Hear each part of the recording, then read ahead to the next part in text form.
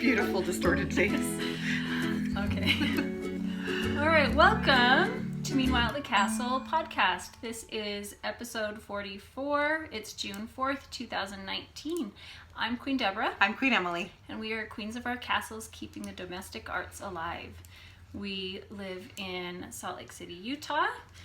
And let's see, this is a podcast where we share things about primarily knitting, but also other things from time to time, crochet, sewing, embroidery. Making in general. Exactly. It's all of the domestic arts that we enjoy. So, it's been a long time, and we've heard from a lot of you that you're like, when are we going to podcast again? When are you going to podcast again? I'm just going to say, getting two people's schedules lined up takes pretty much a near miracle. Right. Like, the planets have to align. Yes. It doesn't matter that we live literally 5 minutes away from each other. And we see each other all the time, too. But it... in various stages of chaos. Yes. So comings and goings. So we do our very best, but we're always happy to be here. Yay, it's wonderful. I always look forward to it. I start to get really excited when I know that the stars are aligning and it's time for us to come together. What usually happens is we have a plan and then something comes up. Like, our kids' I'm lives. Sick, or we decide to take a vacation, and families always comes first. So always. We just know that, and we're like, okay, great, sounds good, because that's most important. So, Emily, why don't you share a bit about what's going on in your life? Well, I think I moved to Seattle and didn't know it because we have had the second rainiest year on record so far for Utah. It has been so wet and rainy, and I have alternated between loving it and hating it. Mostly, I've really enjoyed it, actually. I've enjoyed the longer cool season because usually at this time of year, it's already gotten very hot here. And so that's been enjoyable. But what I haven't enjoyed are the allergies that have come along with it because we haven't had a very greatly elevated pollen count for a long time, where normally it's kind of high and then it has its day and it kind of dies down and we do better, but it has just kept going and kept going. And all of my family deals with pretty bad allergies, yours too, and it's been pretty rough. So we've had our hard times, but well, I understand that this is the case for a lot. Yeah, it's not just us. Well, not just in the U.S. either. Yeah, it's just been... the weather has been unusual everywhere. Yeah. So we're not alone in it. Yes. And we haven't had dangerous weather, which so many people have been dealing with. So I don't mean to make light or anything like that of what other people have been dealing with. But this has just been our little I've liked that things are growing here. Yes, everything's so green. Where normally it takes a great deal of effort to keep things alive. And I've pretty much neglected almost everything, and it's just growing great, including the weeds. So it's funny because we always tell you that we live in a desert, and yet I think that when we say desert, people picture like sand and cactus and things like that. We live in a mountain, what they call like a high elevation desert. So it's very mountainous here. It's just so dry that it takes a lot of work to get a lot of things to grow. So yeah. In my yard, I'm just really loving that things are growing, and I've missed gardening so much because I haven't really done any for the last 6 years. I've had problems with my hands and with my back and my knees, plus no time, and I've just missed it so much that I've just done it in small spurts, and I'm really enjoying it. So it's going to take years to regain the mess in my yard, but I'm already very happy with that. Your yard is looking beautiful. Thank you. So our home projects are temporarily on hold right now. I know that I talked about those last time, but because other projects are taking the forefront, which usually happens with my house. So that's just something I know people had asked me how things were going, and they're just on hold right now, but it's okay. We're doing fine. So I'm, big news. I was a first-time vendor at a fiber fair a few weeks ago at Great Basin Fiber Arts Fair, and it was so much fun. And that was my goal when I started. My goal was to primarily be an in-person vendor. That was what I wanted to do. I wanted to go to festivals and fairs and do that. And my goal was for my first one to be a couple weeks ago. And I'm just really excited that I managed to do it. And it was so much fun because I met quite a few of you that watched the podcast and came out and said hi. And so it was nice to be able to put a face with the name and to meet you in person. And then we had a lot of friends come and support. And Emily came and sat there and visited with me and with friends and helped me in my booth. So it was really fun. Helped her. It was so much fun. I really loved it. And because of that, I'm going to do it again. Yeah, we both are actually. Yay! Oh my gosh. What are we going to do? We're going to be both having booths at Stitches Salt Lake, which is going to be in October. Deborah will be having her gorgeous Candy Shop Yarns booth, and I will be doing a booth concurrently with Knit and Pretty, which is our local yarn store here. And so you'll be able to find Candy Shop Yarns and Yarnbrary Yarns. Yay! It's a at good Stitches time. And come and meet us and say hello. And Deborah inspired me that I actually can do this. I think I'm so nervous, but You're I'm going to really have excited. so much fun.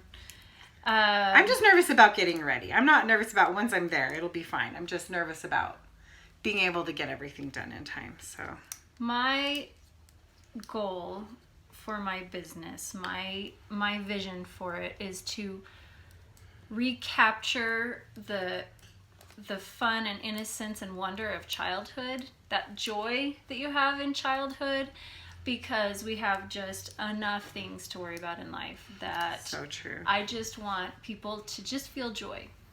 And so I was really happy when people would walk by and I'd just hear them mention to somebody like, oh, just seeing this booth makes me so happy. And I'm like, yay. It's because it was so cute. I was so happy. So I'm going to have pictures at the very end of our podcast with, just some pictures. If you haven't seen it on Instagram, I'll post them at the end of this video so you can see some of my booth. And it was way fun. And you really have inspired me. So that helped because I've already gotten like some of the fixtures. It's going to be so good. I love yours. I picked up the big piece last night. Well, I did. My husband and my son. Mm-hmm.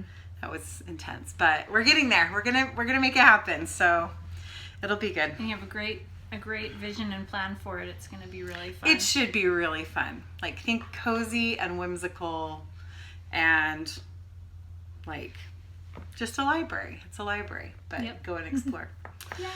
So for the rest of our podcast, we have finished objects.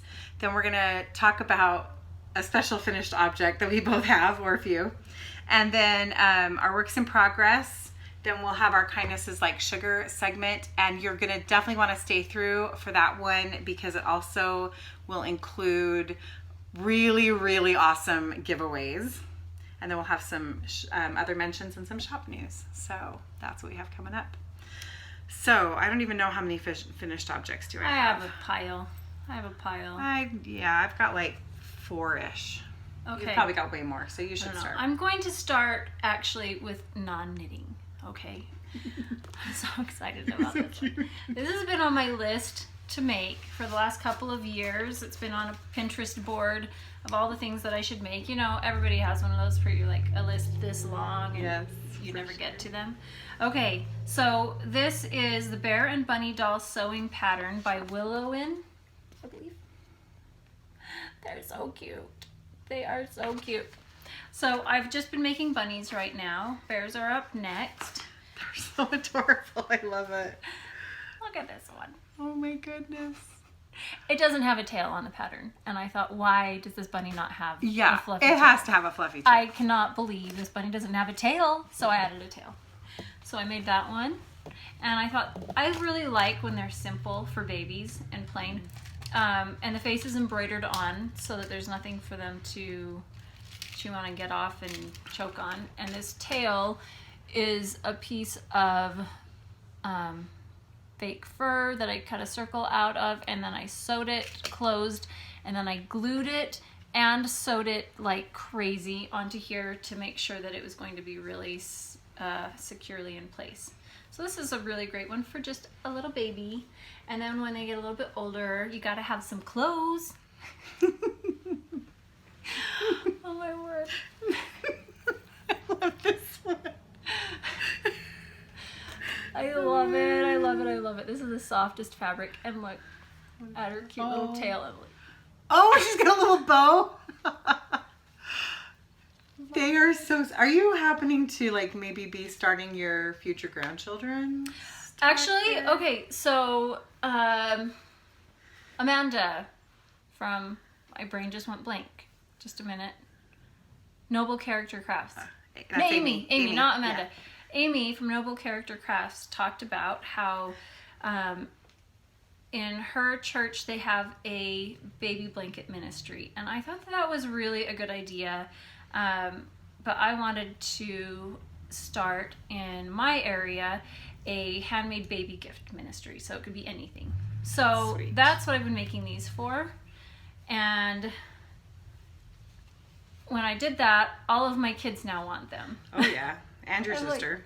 Like, everybody wants the dolls, but they so... take a good amount of time. They're quite finicky and fussy, but they're a little bit easier on my hands than just knitting them. So it's really fun. And I'm working on a skirt right now. I like making the clothes. That's half of the fun, is making the clothes for them. So I'll be making more of these. Yeah. I'll be making so more. Sweet. I really love this one with her like slightly lighter color and the flannel on the inside of her ears. Yeah. So sweet. I bought all the fabric at Joann. And then I just have random trims around my house. So lovely. It was easy to find. And very lovely. The pattern is one that I purchased on Etsy.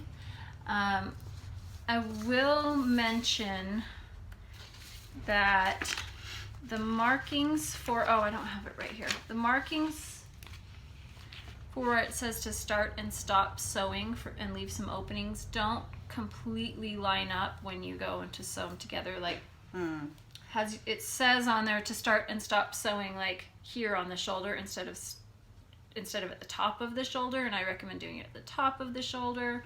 I'm trying to think of some of the areas where I had to work on lining things up better and figuring out where to leave the openings a little bit differently.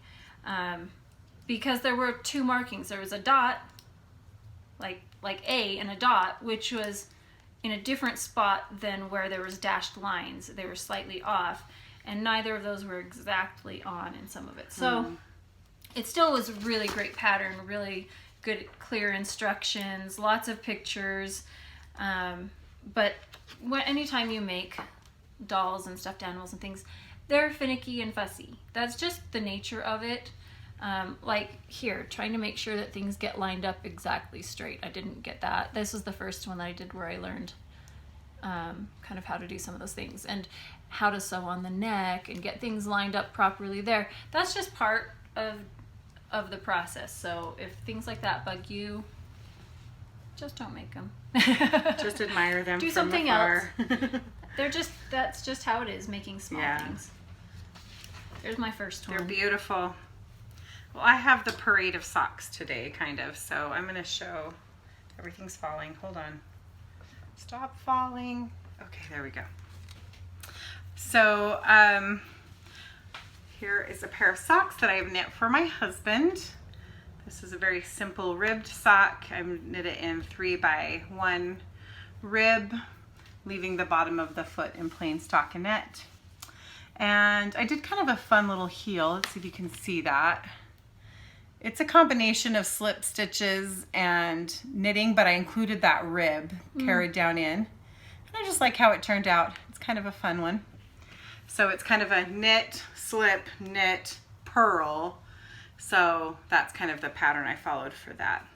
And I knit these in Chasing Rabbits fiber in their Merino Luxe base. So it's 100% superwash merino, and I could not find the colorway name. I apologize. I looked on her website, but I couldn't find it, and I've misplaced the ball band. But I wouldn't normally knit 100% superwash merino socks for myself because I wear my socks all the time. My husband doesn't really like the feel of his hand knit socks in his shoes. So they tend to be ones that he just kind of wears around the house. And so I didn't worry as much about them getting worn out as I would with me. But they're very soft and just really nice. And I'm going to give them to him for Father's Day. So there you go. I knit 68 stitches, 2.25 millimeter needle. I almost always do for both him and for me. I do 20 rounds for the cuff, 60 rounds for the leg, and then, you know, knit the foot length as needed. We have different feet sizes, but that's how I usually do the leg for both of us. So anyway, those are really fun. Okay, I have a theme going on here too. Yes, you do. Okay, here's another one. This is a Little Cotton Rabbits pattern. It's the Mix and Match Mini Girl Bunny Bear pattern. Very cute. Very cute. I started this one while I was at the fiber fair. I did it in the evening. So, and then I had it done and showed it there. I made it with my gumball minis. That's fingering weight, and the pattern calls for DK, so I just held it double. And I like doing that because then you don't have to break out a full skein when you need the tiniest amounts. Because, let's see, I used these four colorways in 20 gram skeins, and this is what I've got left. So that way you don't have to buy a whole Is that including skein. the bunny's head and arms? Or Yep. Okay. That was the whole thing. Yeah. So what I used, I didn't wind that one up. For the body, I used coconut, and then I mixed it with a mohair that I had, a lace weight mohair, to get just a slightly darker shade. But it would be fine without it for the body. And then for this dress, I used candied hibiscus, and for the stripes and the white part, I just used marshmallow, which is my bear yarn, the undyed. And then for the striping on the legs, I used spearmint. And I like that this dress, it has a detached skirt, the skirt is attached, but it's not. The top part of the dress is the body, and then you pick up stitches and knit the skirt and do the legs separate. So it's kind of fun that way, and I think that's really cute to have that. I'm just going to say there are about 400,000 ends on this.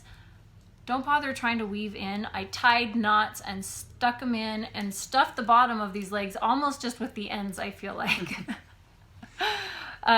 When you're striping them. When you're striping, yeah. and I carried the yarn throughout, but you have to start and stop and start and stop, pick up stitches, move to a different area. So it's still finicky, but at one point I had just this mass of ends hanging down on this little tiny thing, and I just started shoving them down in. I didn't bother cutting them. I just tied knots, shoved them down in.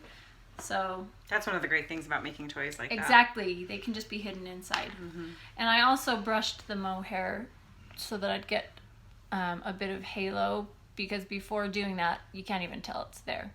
So, cute. All that. Very cute. Let's see. All right. Putting things away. Trying to figure out where to put things. So I'm going to talk about these two together. So I ordered some mini skeins from Lamb Woman Knits, and there's her tag. And I was ordering those because I wanted to add them to my crochet blanket. And then she so sweetly included a sock set. And this is the sock set. So it was called Spring Fling. If you look, it's very pretty with these lovely pastels, kind of a light springy yellow-green, lavender, rose, kind of fun colors. And then it had this purpley pink one as the contrasting mini. And I just thought I wanted to cast those on right away. So I did, and I just knit myself a pair of socks, or maybe a gift pair. I don't know yet. They're really pretty. But they were super fun to knit. So I knit these socks in about 3.5 days. And I was so like, look how fast I am.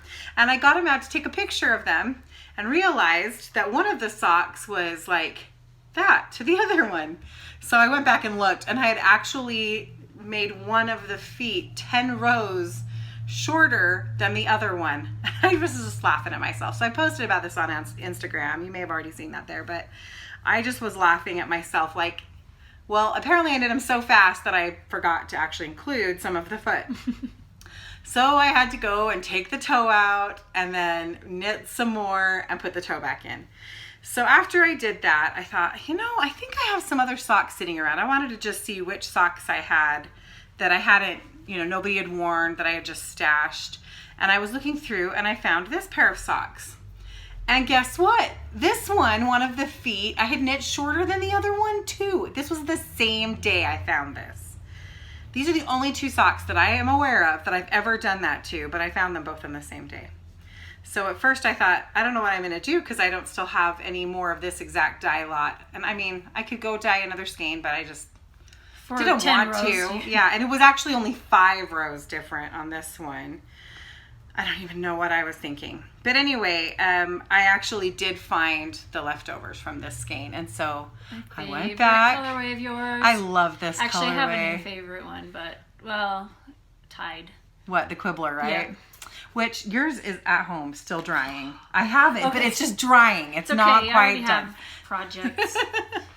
Anyway, but so I was able to pull that one back out, add a few more rows, and finish the toe. But that was just hilarious to me that I found both of those. I guess I just got going so fast I didn't bother to count. When you knit those. I knit them. I don't know if I did. Sometimes I would forget to show things, and like if it had been.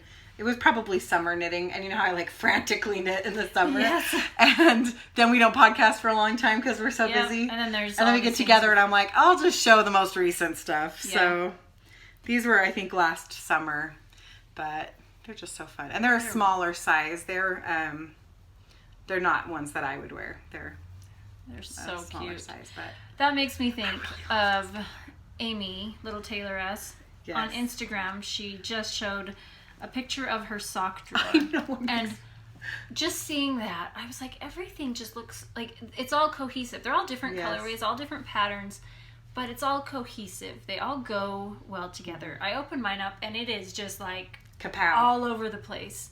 And I'm thinking, this is more up my alley. Yeah. Like having things that, but I knit things because I want to use the yarn, or I want to try the pattern. I want to do something new and try something crazy, but I don't necessarily think that's me, like what I'm going to wear. I just do it because I want to make the thing. And I'm okay with that with socks, but I'm finding that I did the same thing with shawls.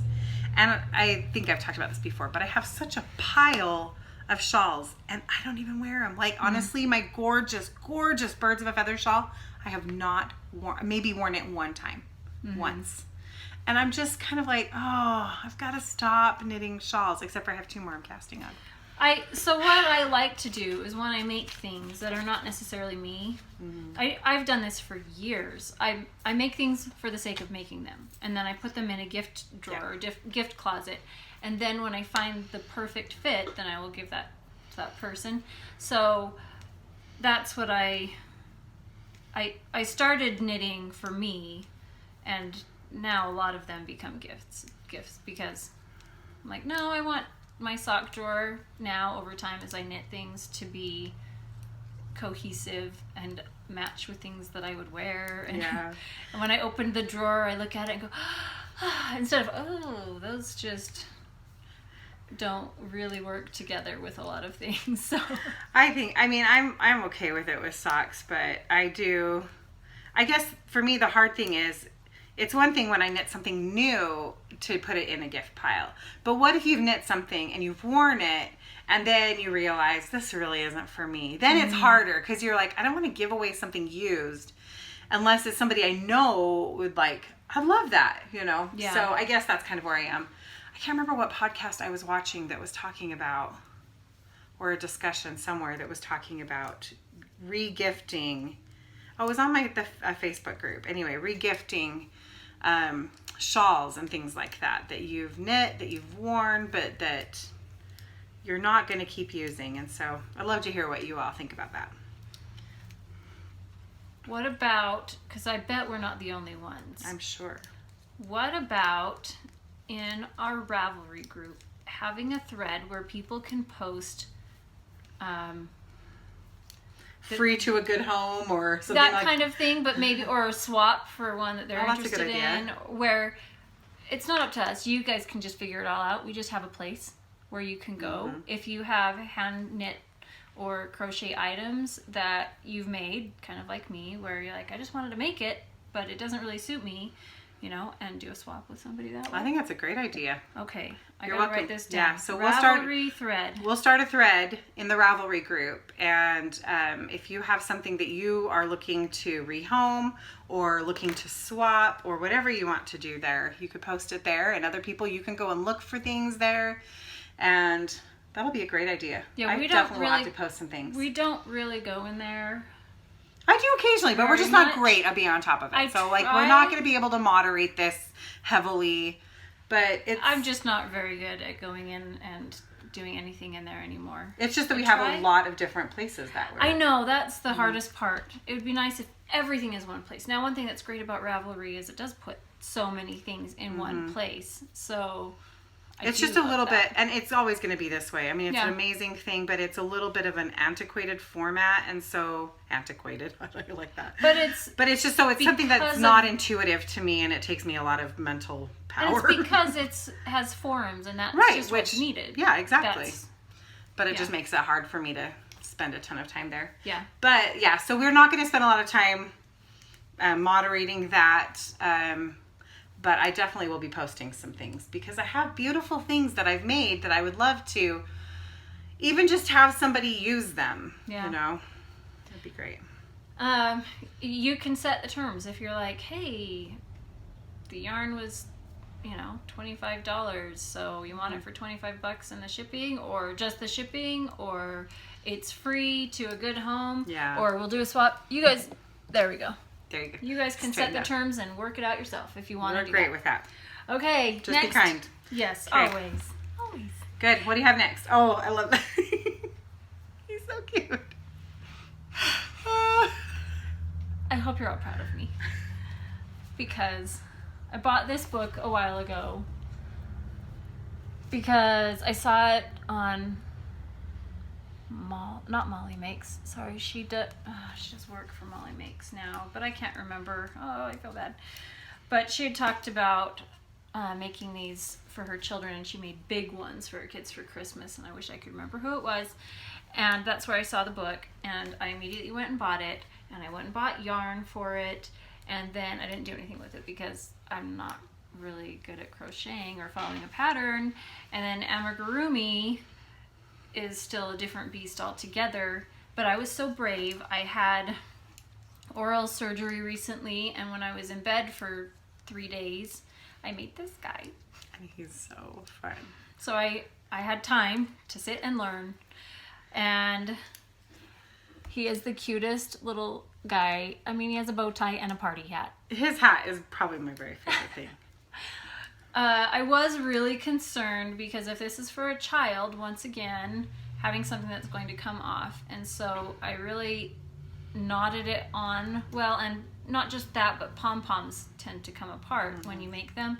So I have a lot of glue in the pom-pom as well, and I clipped it together to like hold things in place because I don't want to have an issue with that. But still, this would be for an older, it wouldn't be for a baby. So sweet. Really, it would just be for me. Like, let's be honest. Bow ties are cool. So the yarn that I used for this, I didn't pull the yarn out here. Was it paint box or was it? Yeah, it was paint box yarns, actually. Good job, Emily. Paint box yarns. And I just looked up colors that looked like the colors on the picture. And I knit this one, I crocheted this one first because the one that I really was hoping to do, well, there were a few, but on here, the patterns have a skill level rating. There's stars next to it. And the one that I had was the hardest skill level, and I went to look for the easiest, and it was a bat or the alligator. So the alligator is going to win. And I learned a lot of good techniques. So I think that that's fundamental to our personalities. Between a bat and an alligator, the alligator would win. Like, I think that that says something about...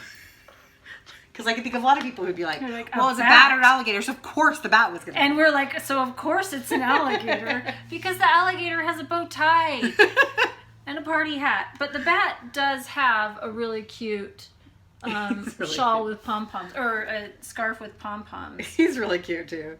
Yeah, so... What is the one that you wanted to do? Okay, so there's two. I mean, I want to do a lot of them, but one is a frog with removable shorts and arm floaties things. Okay. Look at that frog. I love his flippers so much. And his shorts come off, and he has little arm floaties. I mean, he has the cutest thing. There's so many in here that are cute. And then there's another one that also has like the arm floaty. Oh, there's too many cute ones in here. My favorite one is the one. fawn. Okay, and then... Oh, he's so cute. Then the donkey with a poncho. But look at the fawn. He's so cute. There's so many cute ones that I just... But once again, it's really hard on my hands. It is. And so I can't do too much of it, but... I know, those of you who do a lot of amigurumi, like, the tension that you're crocheting at is so tight. It is hard on your hands. How does it not hurt? This calls for a 3mm hook. No, 3mm? I'm trying to remember. Whatever it called for. I couldn't find that one. So I went up to the next size. I actually bought it in a kit for another amigurumi because I couldn't find it anywhere. And it was really a nice hook, so I liked that one. But it's a larger gauge, and you can kind of see stuffing through it. But that's okay because it's still squishy. But that's the tightest that I can do with my hand. I would not be able to manage it as tight as a lot of them recommend to do. But that's okay. Even with that, it still ended up a little bit smaller than the pattern stated. So I don't know. I think sometimes they're stuffed really, really aggressively. Yeah, well, and I did stuff mine quite a bit and then had to like squish it back out because he was quite robust.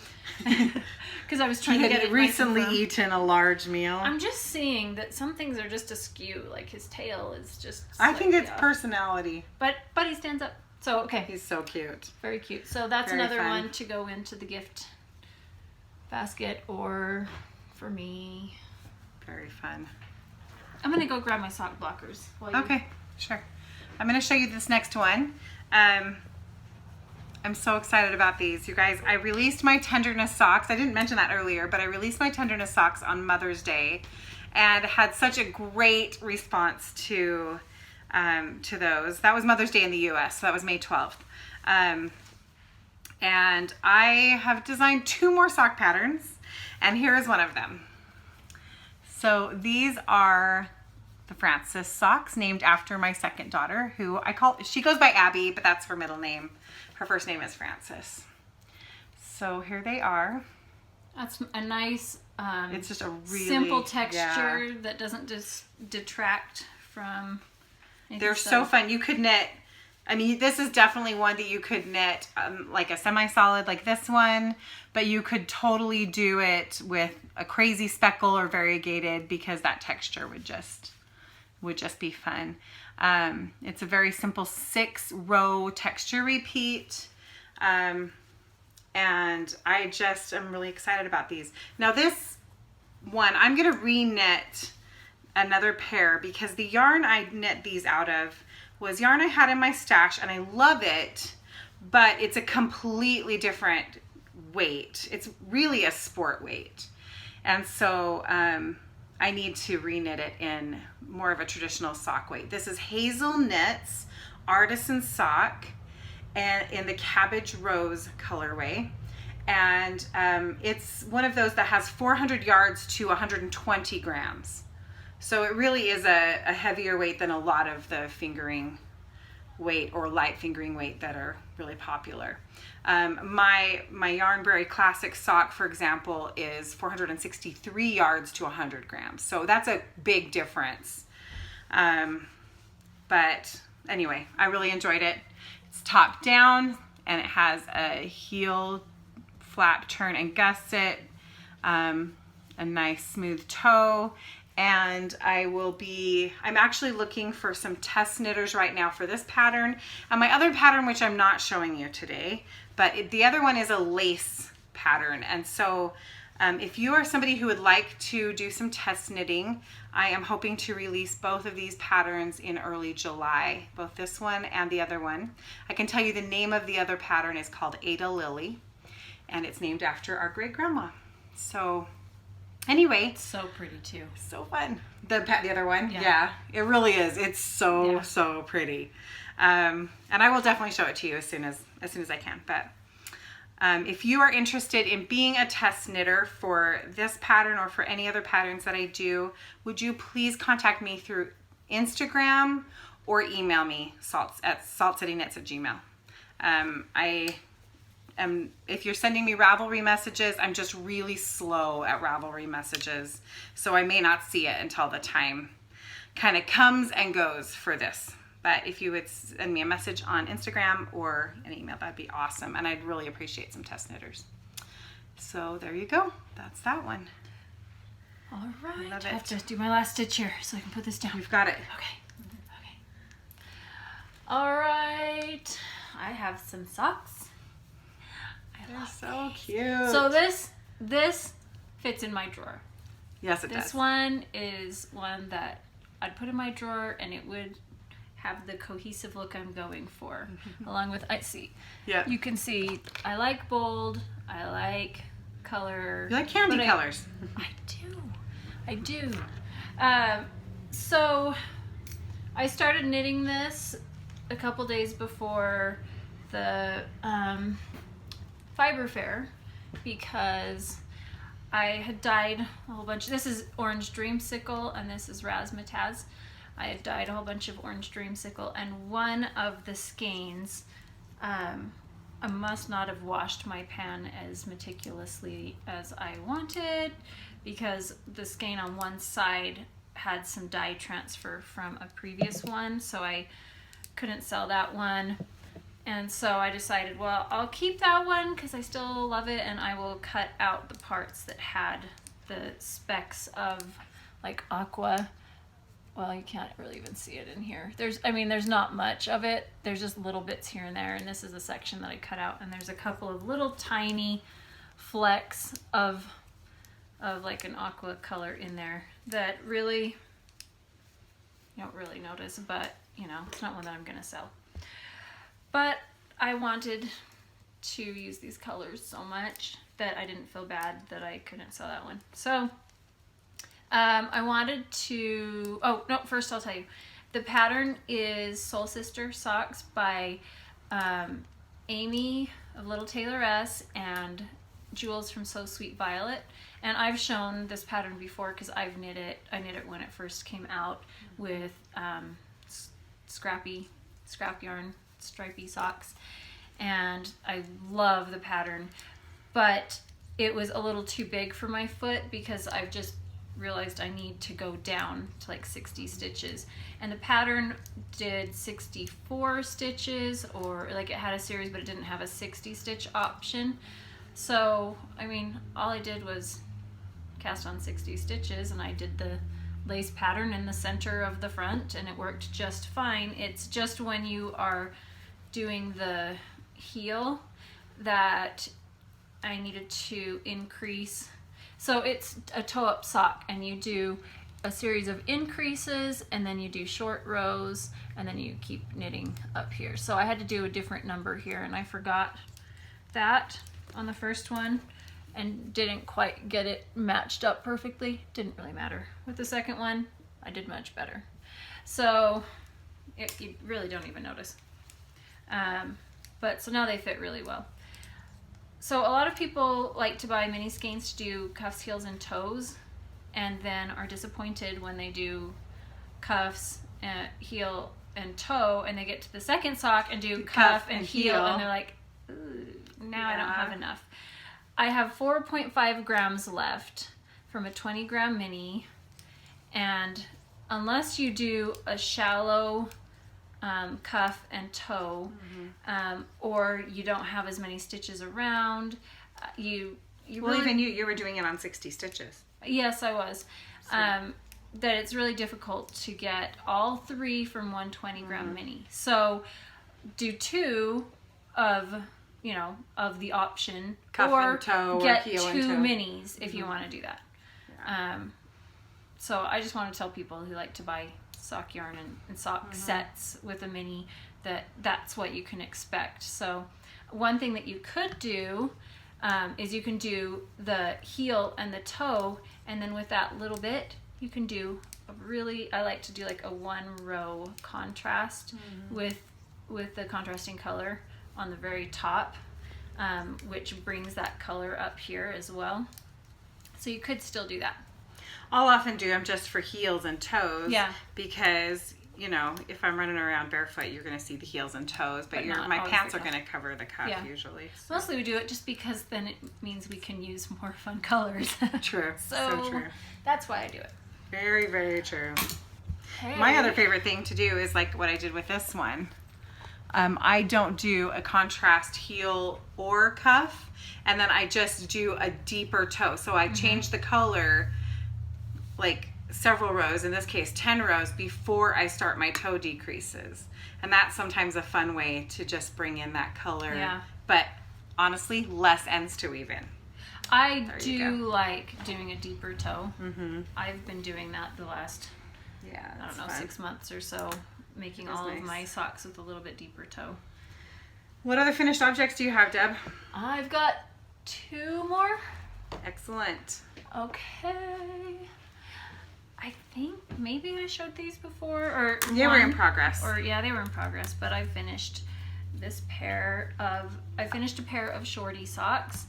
And I've had a lot of people ask me for a pattern, and I don't have a pattern. I have a sock recipe that I put on Ravelry. Someday I may just make it into a free pattern so that it has the whole thing. But I have the information on Ravelry in I'm trying to remember which sock. But I'll just go and include it in this one. I'll just copy and paste the information into this Ravelry page as well, or project page. What I like is it has a slightly shallower heel flap so that it doesn't come up quite as high on your ankles, so it doesn't show quite as much. And then I add a row of elastic thread on the inside that I sew on the top of the cuff and on the bottom of the cuff, so that it helps keep it in place.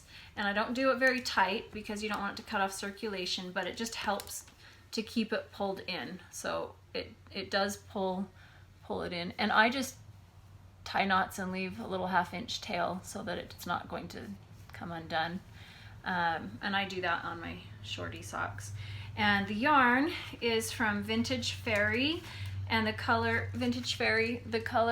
is Victoria, and it is a 75 superwash merino, 20% nylon, 5% stellina base. And I have enough to make another pair, and the mini that I used is also from her, but it didn't have a name. It was just a mini that we did in a swap, and it matched the color really well. I was going to do a teal, but when I started knitting it, the teals just looked a little bit off, and so I love it with the red. But this just makes me think it just looks really patriotic, even though it's more pinky, like kind of fuchsia undertones. And the blue has a little bit of teal to it, but I still think that they look really patriotic, and I love patriotic things. But these will be probably gifts, go in the gift drawer. They're fun. Okay, there's another one. Do you have more finished objects? Nope, that's it for me for now. Okay, I have one more finished object. I was on a roll. I was in bed for a long time, and we didn't podcast for a long time. I know. So I got a lot of stuff done. The name, this is the Pebble Beach Shawl by Helen Stewart, Curious Handmade. Where's the front? This is the front. I made the medium size, which is a good thing because medium was plenty large.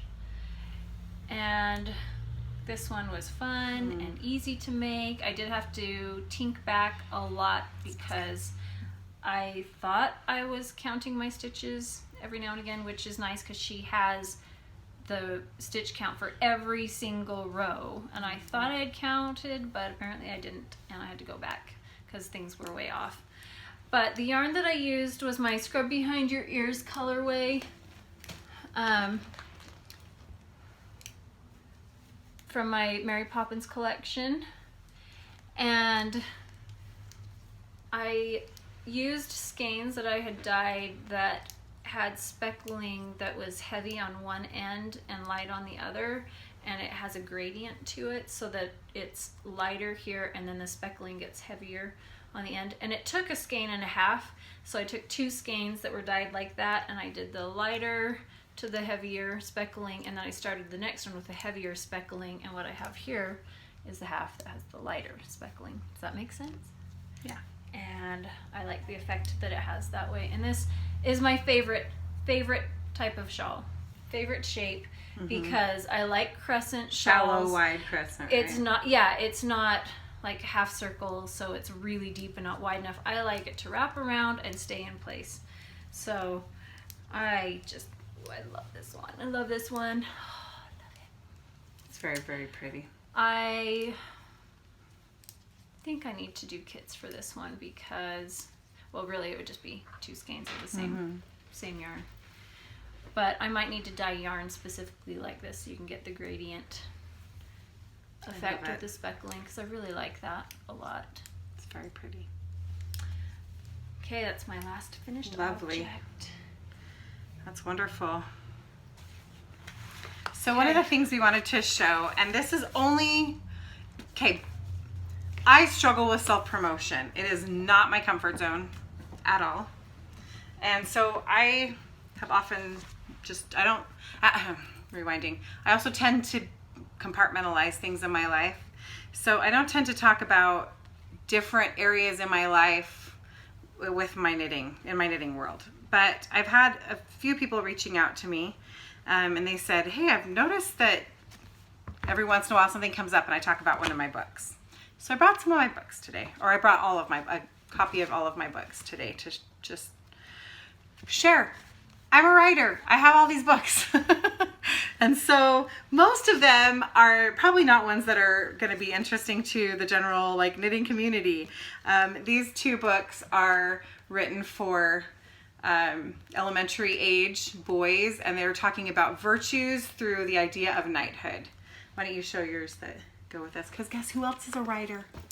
I don't really consider myself a writer. She just has 2 books, that's all. She's not a writer though. Well, but they're for a very specific audience. Yes. They are written specifically for the youth who come and participate in the events that we create, because they have a storyline where we teach virtues through a really fun interactive setting, which is like a medieval simulation. Or anybody who wants their little girl to read books about princesses and virtues. Yes. So knights, boys for knights and the virtues. Yes. Anyway. My favorite part of the whole thing is creating all of the beautiful art. I just loved doing that part. She's so good at that. I have an illustrator for mine that did the art. Oh, actually, I'm looking in. I grabbed my proof. My proof. So I'm not gonna show. I'll show you just 1 or 2 little things. Oh, I like that. Anyway, Emily's really good at doing this. So those are I those love it. two, Into Terra Libra and Greater Love. So those are kind of fun. And yours, what are the two called? Book 1 is The Beauty That Lies Within, and book 2 is Stand in Holy Places. Awesome. Then I have these two, and these really are written for a market that is in the same faith as us, which is Church of Jesus Christ of Latter-day Saints. But these are two books that I did for young women, so they're like teen-aged, especially younger teenage girls, 13 to 15 or so on. One's called Things Hoped For and A Divine Inheritance. So those are some other of my books. And then this book was my very first published book, but not my very first completed book by far.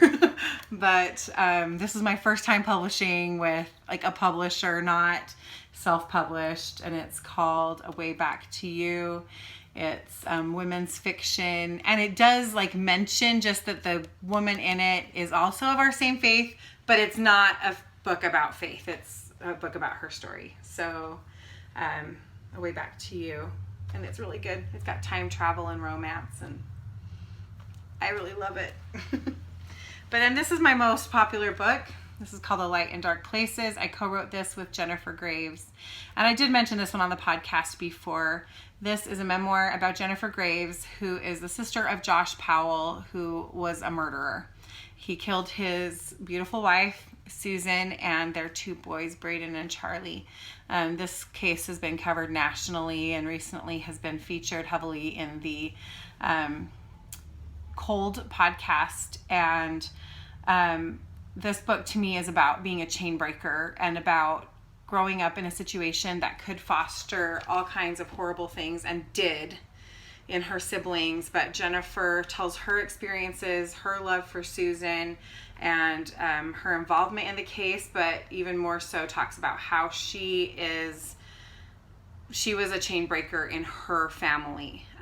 She was one who stopped that cycle of abuse and coercion and violence, and instead has a beautiful, amazing, wonderful, loving, healthy family, and she is just fantastic. So if you are familiar, if you like true crime, but you don't want gore, because that's not our purpose, then you'll like it. And if you like inspirational works, you'll like it. So that's that one I thought I would share. So I was looking and gathering up all my finished objects, and I had my pile of books there, and I thought, You should bring those. I should share. That's a big part of who I am. You're a really good writer. Thank you. I love your writing. And I spend more time teaching writing now than I do writing new things, but I still write. I just don't have anything currently in the works as far as a book goes.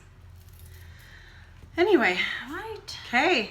Works in progress. Time to move, yep, on to that. I'm counting up. One. I'm just going to show 3 works in progress today. And I think I've got like 4. You go ahead and start then. Okay, well, first of all, I love my bag. So I made this bag to go to Disneyland. Because, you have to have a special bag for Disneyland. Of course. Every time I go, I need a new bag for Disneyland. Of course. So I have some of my pins that I collected on there, and I made it where it's clear on the other side so I can see. And that ruffle is just so cute. I know. I love this one. I love this. At the Fiber Arts Fair, Great Basin Fiber Arts Fair, I purchased a skein of yarn from Dragon Horde Yarn. This is on her Shepherdess base, which is BFL and nylon. And this colorway is called When I Kissed the Teacher, which is a ABBA? No. Just a minute. Reference. I had this conversation with Tristan. We were talking about it, but I don't remember. It's okay. I had my husband go pick the colorway he wanted for his socks. Surprise! It's a blue. Well, that's a shocker. I know. Everything he looked at, I was like, blue. We can tell what color you like. That was fun because Jason actually knit on those socks that I made for Richard. He did. The navy ones while we were at the fair. So, my husband is such an amazing support in all of the things that I am interested in. He's not just like, yeah, go do your thing, it sounds great. Instead, he helps me go and find the objects for my booth and make them, and he comes and he helped set it all up, and then he was there. Even though he was bored out of his mind with all things yarn related, he was really excited to be there to just see, you know, me, you know, the things that I do. He's such a support. So I thought, well, I need to knit him more socks. I'm trying to get to the end of this row here. I need to knit him more socks because he really likes hand knit socks, but I kind of cycle through everybody in my family. I do like always a sock for me and somebody else. Well, I need to just not include me all the time in there and do more for Jason. So I cast on this sock. I did top down, cuff down. I did 68 stitches, 1 by 1 rib. I did 25 rows of ribbing. I like a for the deep cuff. cuff. I know I did 30, I think, for the last pair for him, but I thought that was a bit much. So 25 was good. And this yarn feels nice and kind of rustic, but not like super scratchy. Just feels like hardy, woolly, like it's hardy, going to hold up, which is good for my husband. It's BFL. Yeah. 80% BFL, 20% nylon. Yeah, I like that. So there's that one. This is really just good movie knitting. It really is. Yeah. And we went to see Aladdin, and I took these. That's when I cast them on, so I could go see Aladdin.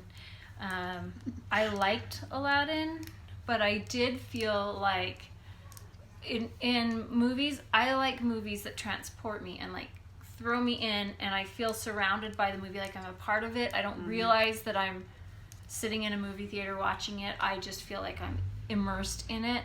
But with Aladdin, I felt thrown out of it a lot of the time, where I'm like, oh, I'm watching a movie. So I liked it, but there were a lot of things that I felt were a little bit disjointed that threw me out of it, so I wasn't immersed as much. That describes my entire experience with the Hobbit movies and why I have not seen them all. Because the whole time I was like, I feel like I am in a money factory for the director. That is the only reason I am here, for the movie makers. I don't feel connected to anything that's happening. It drove me crazy. Well, I did like Aladdin, but what I liked with it is I liked all of the things that stayed true to the original Disney version of it, because I love that. I'm a huge Disney fan, but I also loved all the costuming. Oh, I'm excited. We haven't seen it yet, so I'm excited to see it. Loved it. That's my own personal opinion. It should also be yours. Because it's the right one, obviously. So I had a traumatic experience. We went to see Endgame, and we were running late.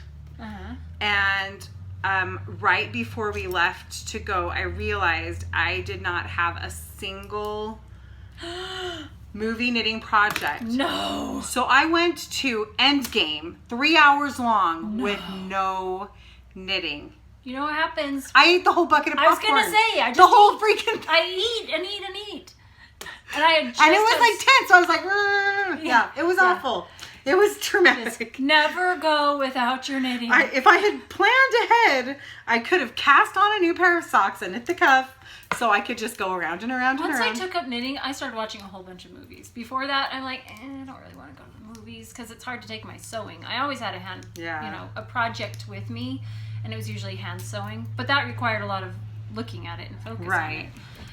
So once I started knitting and I could just do stockinette, in the round, that changed. My husband's happy about that. He's like, yep, got your knitting. Okay, we're good. So the other day I was going through all of I've got piles of little bits of leftover yarn that are so cute, and I don't want to just throw them away. But they were like 3 grams, maybe 5 grams. And I don't have anything right now that I was really using those for. And I thought, I just need something. So I decided to start an entire new blanket. Because that's what we need in our lives. You do. And actually, I really do need this. So I was looking through granny squares and different kinds of granny squares. And I found this one. And it's all kind of curled up from being in my project bag. But it is the Victorian Lattice Square by Destiny Wymore. So there you go. Very pretty. And there are a million projects, not literally, but lots of projects knit or crocheted with this pattern in lots of different color combinations. And so there's plenty of fun things to look at there. And I just grabbed some of my little scraps and I started combining them together to make squares. So this was the first one I did, and I just wanted to show you some of the squares. So there's one. Wait, we need like, there we to go. see the lacy background. Oh, that's so pretty. Isn't that fun? And I haven't done any of the weaving in ends, so here you go. Here's another one. That one's a little bit less contrast, but was still really Very fun. pretty. And these are literally just leftover bits, so they could be anything. So smart. Some of them I can So identify. you did 1, 2, 3 colors. Three colors in that one. This one's just 2 colors. Notice your speckled gumball right there. Yay. I think that, yeah. And then that's my Jane Austen colorway in the middle. Or yeah. And then this one's really fun. Ooh, is that Sugar Rush right there? Oh, I don't or know. sour gummy worms? Yeah, sour gummy worms. On the outside. Yep. So I've made, what was that, 5? 6? 5? Yeah, 5 blocks so far. And I just have a few little other bits in here. Do you need more? Yeah, definitely. Especially in that kind of candy colorways. But one of the other fun things I found, first of all, I've been enjoying this because they're small enough. You can just pick it up and do one and it doesn't take very long. And it's crochet, so it goes much faster than knitting. You know, knitting just takes longer. It's a little bit more dense, and so for the same size, knitting would take me longer to do that. Even though I'm pretty fast, it still just takes more time. But I got this new little crochet set, tool kit. I just got this on Amazon. It's from Be Crafty Double E. Just the case alone, I need it. Yeah, and it comes in a couple different colors. I think there's a black one and a red one. Don't quote me on that. But I think there is. I just love the navy. And I like this a lot. So it came with the ergonomic hooks, and it's got a little gauge, and then this little zipper pouch inside, and it came with stitch markers and, you know, the plastic darning, or plastic yarn needles and some little folding scissors, things like that, a row counter. But I just thought that was really cute, and I think I got it for maybe $18 on Amazon. Now, I thought it was way past time that I had good crochet tools. You were saying that you wanted some with an ergonomic handle that was easier on your hands. Yes. But a lot of them were flat. This has some flat This to one it. is How do you flat, but it's squishy. It's soft. So it's you not can still hard. rotate like so you I feel do. like I can still roll it, and it doesn't bother my fingers. And it's worked well so far for me. Now, I haven't had it for very long, but I did those 5 squares with this set. I love it. And it starts small, so it starts with a B. A lot of the sets don't start clear with a B. This one goes from anywhere from a B, which is 2 millimeters, to a J, which is 6. So it's got a good variety of sizes. But, okay, here's the other thing I like, is the shape of the hook on it. Because I don't like the slotted style. It's not, It's it's a not curved slotted. It's one. not too pointy, but it's pointy enough. And it's smooth. Yeah. Because the other ones almost like cut the yarn or... So yeah, I like that. Here was something. This was a paradigm shift that I had to make. When I started as a crocheter, and I got my tools at Walmart, and they were fine. They were, I think the boy, I think they were boy brand. And I had my one little case, and it had my crochet hooks, plus I had some of the steel hooks. Deborah and I both inherited from our grandmother. And like the tiny steel hooks. I use those for my beading, for beading and knitting. Yes, yeah. And I even have done quite a bit of doily knitting and crocheting with those. But when I started knitting, the big thing that like I had a hard time getting through my brain is that you can't just use one style tool for everything that you did. Yeah. Like you needed to have all these different cord lengths, and and Magic Loop has kind of done away with some of that for those of us who like Magic Loop. Yeah. But still, sometimes you do, and you need all these different sizes, and sometimes you need double pointed needles, and sometimes you need a circular needle, and it was just like, oh, it's so many tools, and that actually held me back from knitting for a while until I just got over it and just started buying tools. Now I love tools, and I never had given myself permission to spend money on tools or the kind of yarn that I actually wanted to use. I felt like the only way I could have permission was to get it as dirt cheap as possible. And there's something to be said for the economy of that, so I'm not knocking that in any way. But it was just a paradigm shift for me to say that me and my hobby and my passion were worth investing in. And this is the first time I've actually bought myself a new set of crochet tools. Even with all of the knitting tools I bought, all of a sudden I went, wait a minute, maybe one of the reasons I don't like to crochet anymore is because I think of crochet, it automatically is linked to my one little set of crochet hooks, one of which is missing, and acrylic yarn. And all of a sudden I'm like, why? Anyway, it was just a paradigm shift. So I got myself some tools, and that was really fun. That is one thing that you did teach me, Emily, which I already knew, but I didn't translate it into knitting. Yeah. Was that investing in good tools makes all the difference. It really does. Because I was trying to knit something, I'm learning to knit. When you're learning something and you're fighting with the tool, then you're going to have very low pleasure out of that. Well, and you're going to think it's you. Yeah. Instead of thinking it might be the tool, you think, oh, well, I'm not good at this. Yeah. So I sat down with you. I'm like, Emily, help me with this part. And you're like, oh, I can't work with this needle. I'm like, what's wrong with the needle? It's what I grew up using. It's what I knew. And you pulled out one that you had. And for me, all of a sudden, I was like, wow, this is fun. Mm-hmm. It's no longer a chore trying to learn it. And so what I did, because I don't have endless amounts of money to spend on yarn and tools. It may seem like that, but I do sacrifice other things for this. But I would invest in the tool needed for the project one at a time. Yeah. I didn't have the ability to go get the whole set, to do that, so right. I would just get that one, and I would also try and do the one that I would use the most. So sock needles that are 2.25 millimeter, I have quite a few of those because I do a lot of things on that.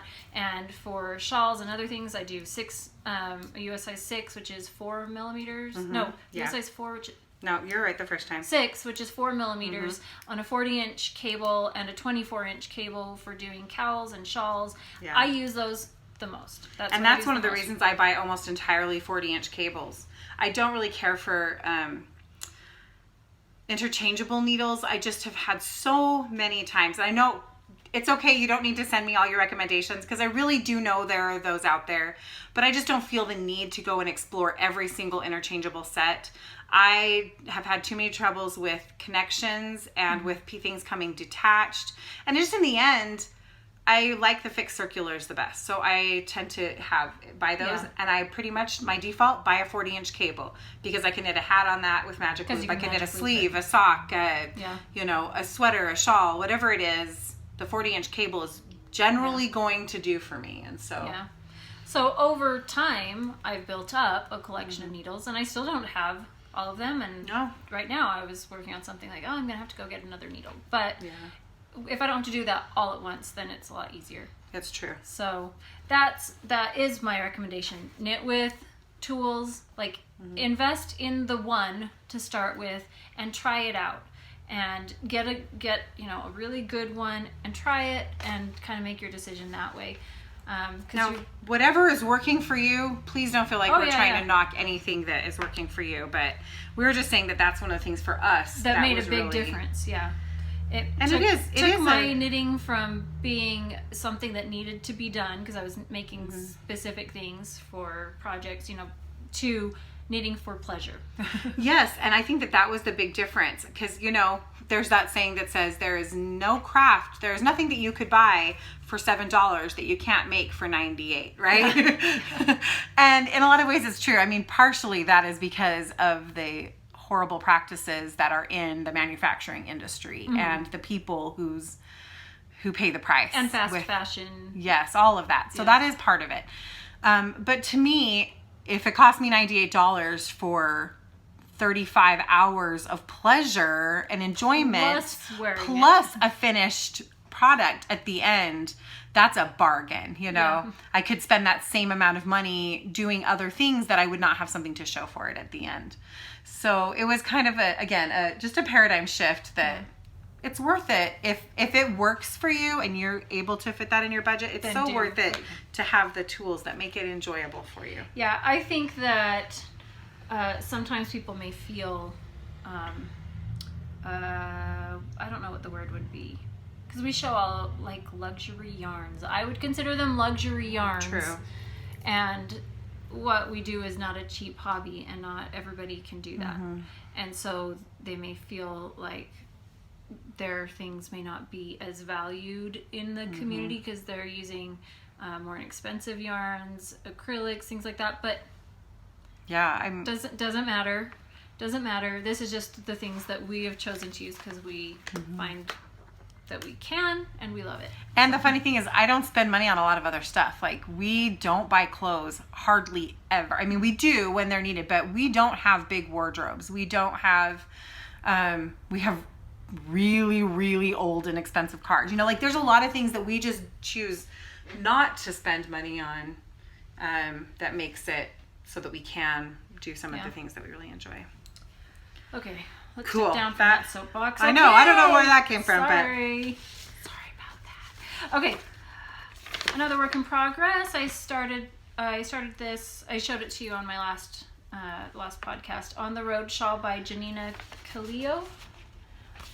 This one, there's striping in these mesh sections, but I opted to not do the striping of the two colors in those and just have the mesh section be one colorway and the garter section be another colorway. And once again, my favorite shape. It is a crescent shawl. This one, it looks like it's going to be slightly more deep for the width. And this is where I am. First of all, okay, I think this is going to be perfect with the shirt I'm wearing right now. Totally. I love it. Very cute. Love the other one you showed earlier, your Pebble Beach. Yes, it also looks really good with it. Yep. So the colorways that I am using is Lagoon by Yarning Apart on her Yarning Basics base, which is very, very soft. Really soft and cozy. Like, this is nice to wrap up around your Very neck. lovely. And the other colorway is 80s Windbreaker. By my friend Molly from Sweet Tea Yarns. She's Molly Klein Designs on Instagram. Is it bad that every time I talk to or about Molly, she's my Miss Molly? My Miss Molly? My Miss Molly. I haven't So heard you hello, say my Miss Molly. I don't know where that came from. I love it. You see that I like bright and bold colors. And I am on the last two sections, which it doesn't seem like it's really big, but once I've got the last two sections in there and I block it, it's actually going to be quite a good size. It's going to be lovely. And I just love the vibrancy of it. Love it. It's so cute. So almost done with that one. And this is a really, really easy pattern. Really, I love it. kind of, I mean, it's a step up from just mindless knitting where you don't have to ever look at it. So it has enough interest, but it's still just really a basic pattern. So I think that's a good one for someone if you're wanting to step into lace knitting. That would be a good one. I agree. Okay, let's see. Okay, so this is my I'm calling it my 2-panel blanket that I've been working on. And last time I showed it, I think I was right about here. So I haven't done a ton since then, but a little bit on it. This is again the one that was inspired by Joji Locatelli. She mentioned it in her journal a few episodes ago. And also Kay from the Bakery Bears is doing one. They are both knitting with 3 strands of fingering weight held together. I'm knitting with 1 strand of worsted and 1 strand of fingering held together. And I'm just alternating randomly. It is completely and totally random. I just started putting in a new kind of a teal color here. And I'm having fun with this. It is a good mindless knit. I guess I could have taken this one to the movies. I don't know why I didn't think of it. Because it is just garter stitch. I don't know if I was worried about switching colors or what I was thinking. But anyway, It's so fun. It is. It is going to be fun. And it's going to be just knit in 2 longer panels, and then I'll be seaming them together down the middle. So that'll be fun. So it'll be double as wide as this. And very warm. It's very drapey squishy and comfortable. lovely. Yeah. And I'm knitting it, somebody was asking me about the needle size, and I'm knitting these on my Chowgu red lace on a size 10, which is a 6 millimeter. So it's a nice big needle, which is part of why I don't knit on it a ton, because honestly, the bigger the needle to me, the more the strain on my hands. Yes, but I agree. Where did I put that? but it does go together quite quickly, you know. Oh, it's so squishy. It's gonna be so fun I forgot. to have.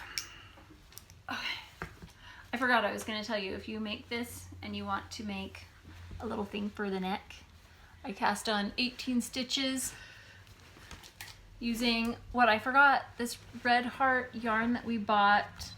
It's the Marley Bird Chic. Chic Sheep. Chic Sheep, yes. And it's I 100% merino, and it is mercerized merino. which is the way it's spun. No, it's the way it's treated so that it's not felt, that it won't felt. I cast it on using US size 5 3.75 millimeter needles and did 18 stitches, and I don't know how many rows. I just went until I was done and seamed it together. But doing this reminded me of how much I actually really liked this yarn. Mm-hmm. It's just really bouncy, like squishy, cozy. So I really thought that was good. I think it'd be really super great for baby knits. Exactly, because you can throw this in the washer. Mm-hmm. So I really like that one. Probably not the dryer, but the washer, totally fine. I think the washer is great. And it does have a lot of squish factor to it. It's got a nice smooth kind of texture. Yeah. So soft, but not like plush soft. Smooth soft. Yeah. I like it. I was just going to tell you if you wanted to knit a little cowl for yours. I think that it does knit slightly lighter than a traditional worsted. To me, it seems a little bit more like a DK. Really? Because I thought it was definitely worsted in my knitting. Maybe it's just our different gauge. Yep. Usually that doesn't rear its head. Usually we're pretty close.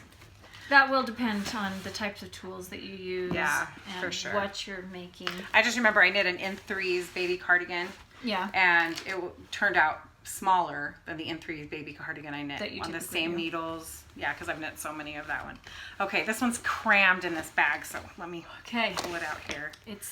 This is the sweater. Yeah, I gotta find my cable needle that everybody's dying over. Okay. Should be. It has gotten much more complicated because of the pockets, but it's coming along. Okay, here we go. This is the back. This is where I am. This is the All of the Lights cardigan by Joji Locatelli, knit in Yarnbrary Classic DK in the Sonnet colorway, which, by the way, apparently somebody pointed out is the same color as my roses in my front yard. Oh, really? When they open, because when they're buds, they're like fuchsia, and then they open and they go to this peachy with yellow. Let's see if I can get it a little closer so you can see the color. Yeah, there you go. That's better. We gotta see this front cabling. Well, it's the same. This is the back. Here. Yeah, there's the lace pattern with the little baubles. You've got these big cables. You've got this texture. You've got this more complicated. Got a lot going on. You've got a braid. Let's turn it around to the front. And you can see it's got this big, and this is the finished front. There is no picking up stitches to knit on a band. This is what it will be. I mean blocked, but this is the finished, and it's got the braid and the lace and then the texture. I wouldn't want to block it because you know what happens? I do want to block it. A lot of it smooths out, and I love how squishy and bouncy. But I want to open this lace up. Yeah. I want to see these cables nice and just, give them their justice. So here's the pocket. Now this is the nuttiest thing I've ever done. I have never done anything like this before. I have got all kinds of put these stitches on hold, then put these other stitches on hold, then I'll knit back over these other stitches. It's really fun and kind of an adventure. But the wonderful thing is that it's Joji Locatelli. You can trust her pattern. Just do what she says. You will get what you want in the end. It may not make any sense to you when you're first looking at it. But just keep going. So now I know where we are, and we're now knitting the front of the pocket here. And these stitches are on hold, so they'll become the back of the pocket, and then I'll later seam those. And these stitches are on hold.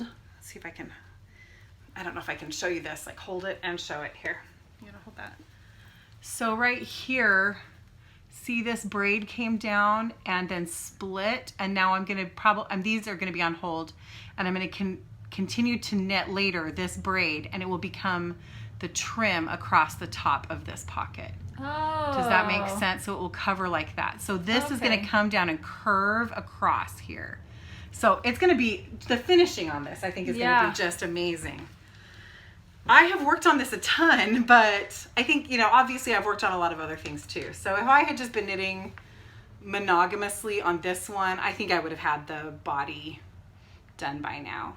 The great thing is I don't think the sleeves are going to take a ton of time because they start like here and then just go down from there because of that drop shoulder. But it does still have all the patterning. Yes, they do have patterning. They're not as intensely patterned, of course, as the body of the, and especially the back. Oh, that's going to be just so pretty. It kind of looks like a vertebrae, but like in a good way. Yeah, not in a creepy way. Anyway, so that's where I am. So I've got like 8 more inches to go. Okay, Emily. And then the pockets, and then the sleeves. So there's a lot still to do. Yeah. And I'm a little worried because I don't think I dyed enough yarn, so I need to. Oh no. I'm gonna have to dye some more. Also, I am not going to be able to tell you what this brand is, but these cable needles are my very favorite. The hand-carved ones. They're the hand-carved wooden. Yeah, they come in a set of 3. I have 2 of them. And really, I just like the smallest one. I almost never, I don't really use the bigger ones. Yeah, I don't use the bigger ones either. I use the big one as a shawl pin. Yeah, that's great. But the thing is, like, you buy them and they're already good, but then you keep using them and they get glossier and glossier and lovelier the more you use them. So I just adore those. Yeah, I bought it at Wool Cabin. I got both of mine at Knit and Pretty. Both my sets. Yeah, that's where I bought them before, just at local yarn shop. And you can find them pretty much anywhere. So, okay, let me shove this back in. I need like a. You need a bigger bag. It's finished. It's no long. I mean, you can't close the bag anymore. So. Yeah. Do you have a bigger one? I'll figure something out. Okay. I've got like tote bags and stuff. It's not like. I know. I have any a lot bags. of bags. The problem is, I don't feel like I have a need to not collect any more bags. I just need another drawer. So I think I'm going to have to empty out a drawer. Well, I have like my basket of bags that are not being used, a whole basket of them. And then I've got my whole big like crate where I keep all my ones that are currently in use, plus a few of my very favorite bags that I'm like, these are the first ones to pull from. Yes. So I have lots of bags. That's again something I've collected over the years. Like bags, but I also like making bags. Yes, and I like you making bags. I guess one. So this was from a Project Bag of the Month club that I used to do when I sold bags with Indigo Chicken, which I don't do that anymore. I sell other project bags in the shop, but not these. But this one was really fun because it sparkles. It's really cute. So this is one that I like to pull out in the summertime. And I just started this shawl. This is the Agrumes semicircular shawl by Christelle Nioul. That means citrus in French, if you couldn't understand my Americanized French. But it is a gorgeous, just gorgeous design. I mean, I think it's just stunning. First of all, I love the color of it.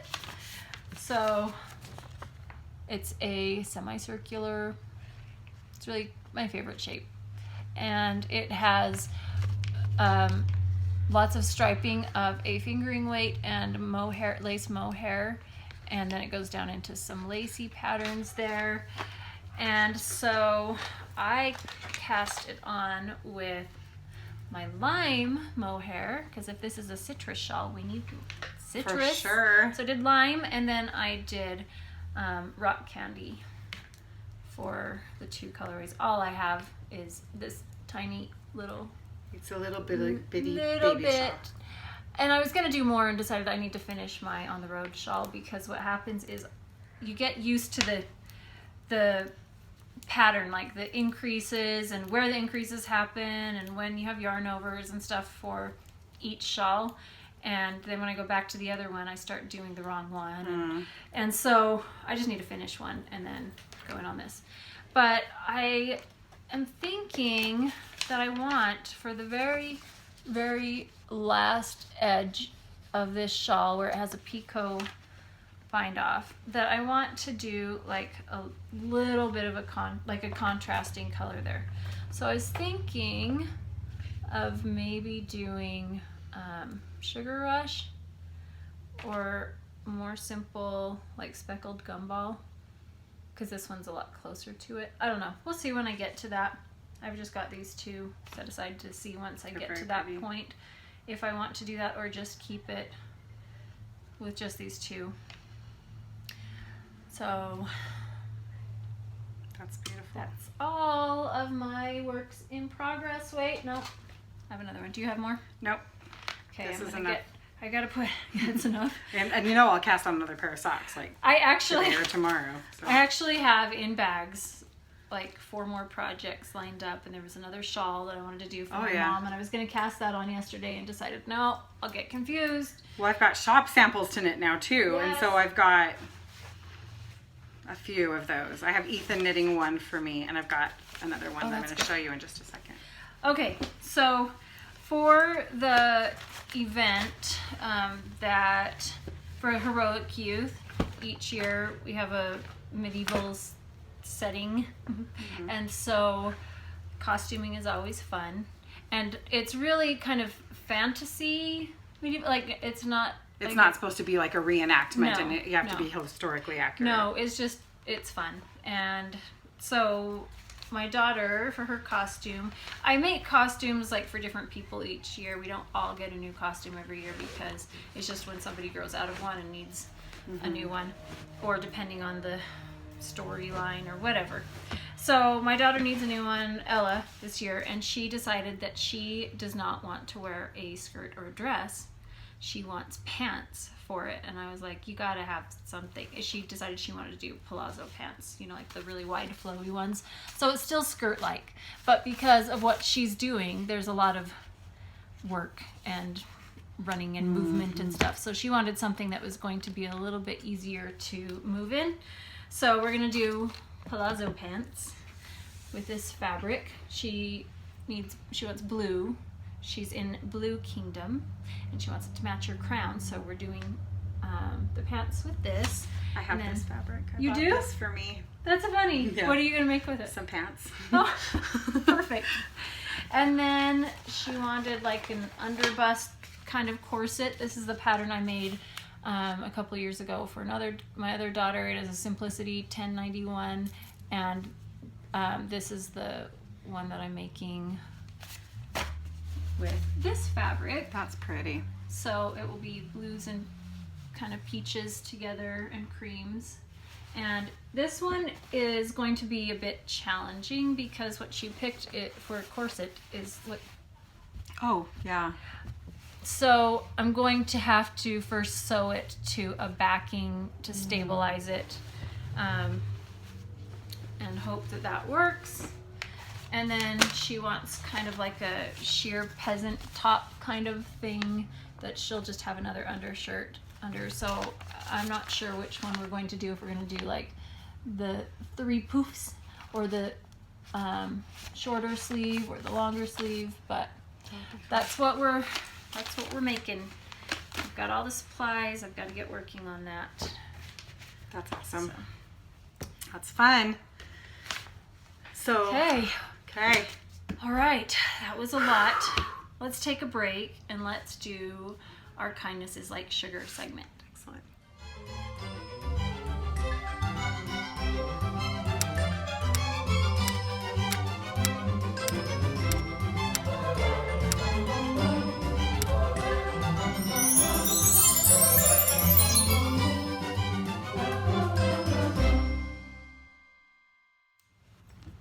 Okay, for this Kindness is Like Sugar segment, we're going to have you, if you watch with your children, to just hit pause for a minute and because we want to talk about an adult topic, not in any graphic or, inappropriate way. So hit pause.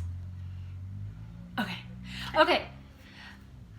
I didn't tell you why to hit pause, so that your children aren't watching with you, but I think that was clear. So I need to start by telling you a story that is scary and makes sometimes you might feel uncomfortable, so I just want you to know that. But there is a grandmother in my neighborhood who told a group of women in our church this last week about something that happened with her granddaughter. She was shopping at the mall with her mother and went to go use the restroom, which was like, the shop is right here, there's like the aisle, and then the restroom's just right there. I mean, it's still within view of the store. And her granddaughter, it's like 20 years old. Send your daughter to the restroom. You don't have to babysit.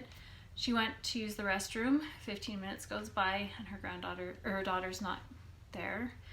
And she's getting worried, so she goes to check on her and she's not in the restroom. She tries calling her phone, she doesn't answer. So they call the police and shut down the mall and start doing a search. What had happened is she went to use the restroom, and while she was washing her hands, an adult female came and injected her with something that paralyzed her so that she couldn't fight back, and they could get her out of the restroom. And they were part of just a ring that a trafficking ring. A trafficking ring. And they were in a location that's really close to hotels, that's really close to airport, so they can just transport them to a hotel to keep them hidden for a time until their flight and get them out. So very scary, very terrifying. The good news is that they were able to rescue, get her back, but not the perpetrators.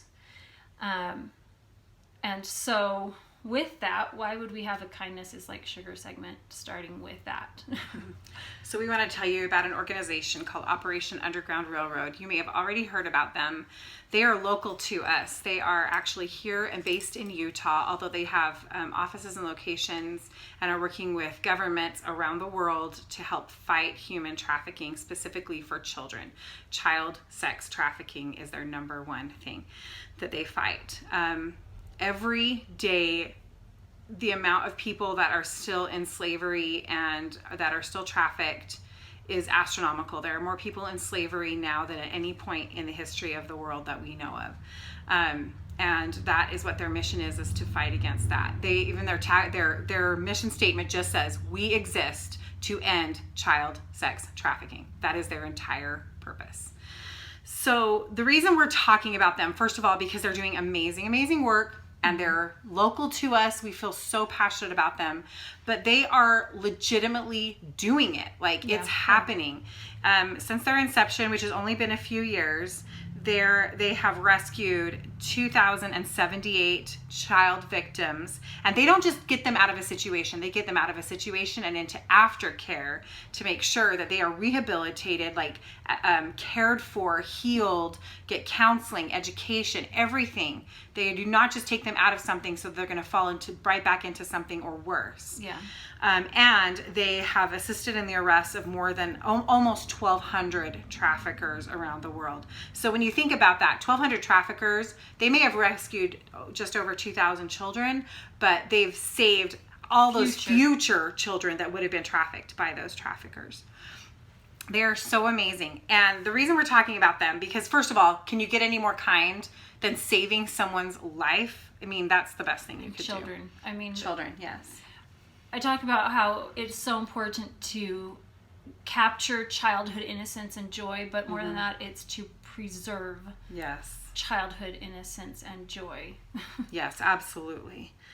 You already know how important our children and our families are to us, and we know that about you as well. Yeah. And it's one of those things that people don't want to talk about because it hurts our hearts, and so we don't want to discuss it. And it's scary. Yeah. But there are simple things that we can do can be helpful. So we're not even asking you for money. You might think this sounds like an infomercial. We're not doing anything like that. Nope. But what we wanted to ask, and this is where our giveaway comes in, is for you to go do a 30-minute, it actually doesn't even take 30 minutes, free training on their website. You go to OURrescue.org. So that stands for Operation Underground Railroad, but we call it OUR. And you click on their menu button and you click on Join the Fight, you click on Get Trained. So their menu button and then Get Trained. And it's a free training you can do right on their website that just helps you to recognize, how can you tell if somebody is being trafficked? Like if you're at the grocery store, or if you're on vacation, or you're at the gas station, you're at a hotel. You're on a flight. How can you recognize if somebody is in danger? And then in those moments where you actually do, because most of the time we don't see this, but occasionally you see something and you go, I don't know if that's right. And then you don't know what to do about it. You don't want, what can you do to not put yourself in danger, to put the trafficked individual in danger? How can you handle that? And they teach you, and it's really quite simple and straightforward. They're not graphic, they're respectful. It's knowing the signs and then to keep our eyes open. And then knowing what to do about it. And I think that it takes some of the fear out of it to give us tools and power so that we can actually be of help and we don't become, we or our children don't become victims as well. Yeah. Once you complete the training, you get a certificate of completion. I'm hoping that you can, Too bright. I turned it down, but I'll turn it all the way down. Here we go. This is it. Sorry, you're going to get a reflection. But here is like a copy of what the certificate looks like. Now, if you go and do the training and you get that certificate, then this is where the giveaway comes in, because we want you involved. Okay. So you take a screenshot. If you don't know how to take a screenshot on an iPhone, you show the button. You have your power button and your home button, and click them at the same time. Yes. And that will take I'm not a sure on screenshot. an Android. That's okay. Google it. You can Google it.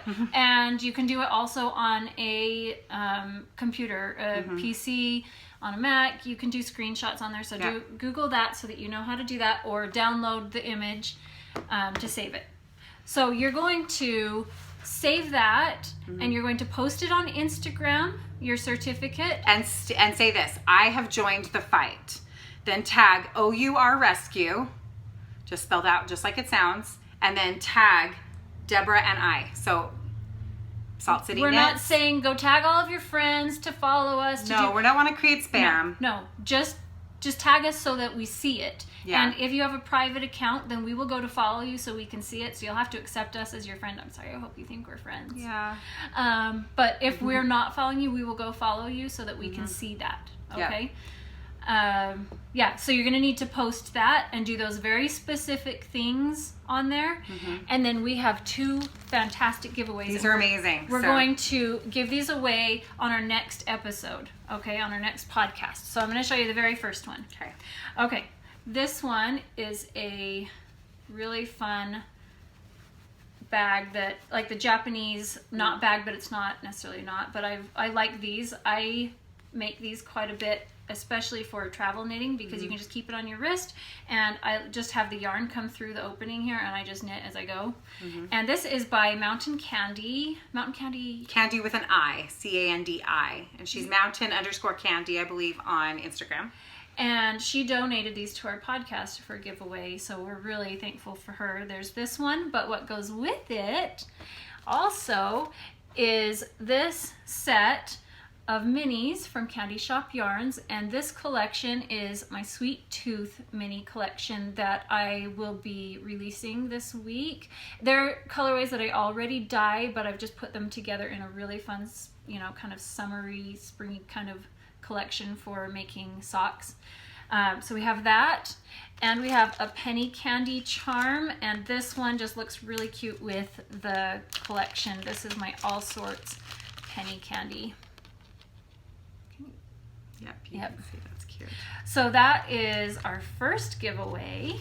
Our second giveaway is another gorgeous project bag by Mountain Candy.